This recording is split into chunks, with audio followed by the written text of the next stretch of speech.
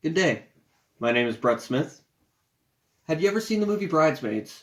Well, today we're going to be teaching you how to make the I'm Sorry carrot cake from that movie. We're going to be learning how to make it from this cookbook, Eat What You Watch, written by Andrew Ray, the personality for Binging with Babish, which is another YouTube channel. We're going to break it up into some steps, and then we're going to talk about it. Measuring, creaming, sifting, mixing, baking, cooling. So I said measuring was the first step. First step was actually making sure that you had all the ingredients and materials that you need. Ingredient list is going to be here. Material list is going to be here. Now, measuring. You then take your measuring cups and measuring spoons, measure everything out to as close as you can get, because measuring is not as exact as scaling. Now, next step, creaming. You take your 4 eggs, your sugar, your 1.5 cups of oil, and your vanilla. You put that into the bowl of a stand mixer, about medium-low speed. You cream that together. While that's going, you then sift your flour, your ground allspice, ground cinnamon, ground ginger, and ground nutmeg all together so you get a spice-based flour.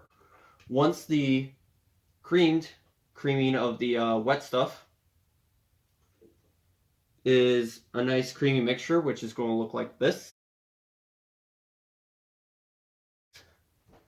you can then slowly add in your spiced flour mixture, which will look like this.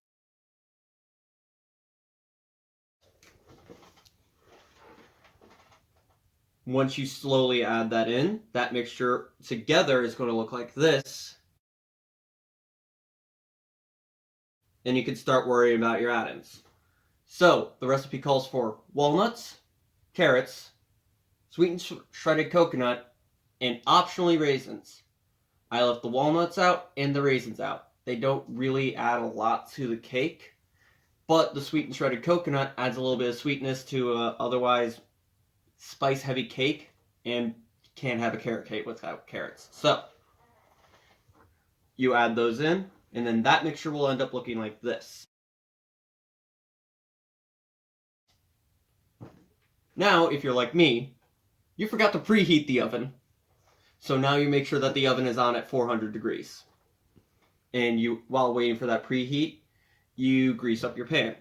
The recipe calls for you to grease up the pan with softened butter, and then you put down parchment paper. If you don't have that on hand, like I had, we used cooking spray on 2 loaf pans. You can use whatever pans you have on hand, but I find 2 loaf pans works the best to get a consistent cake. Then once you put it all in the pans, wait for the preheat to get done, you put it in the oven. About 45 minutes to an hour later, whenever you put the tester in it and then pull it out and it's clean, your cakes are done. The recipe calls for it to have a 2-hour cooling period. You don't really need that. You just need it so it's touch cool, so you can flip it out. Now, they have a recipe for a fondant that you can put over the cake, or you can do what I'm going to do and put cream cheese frosting over top of it. But again, you have to wait for it to get cool, or else it's not going to stick and it'll just slide off. And again, we learned from Andrew Ray, Binging with Babish,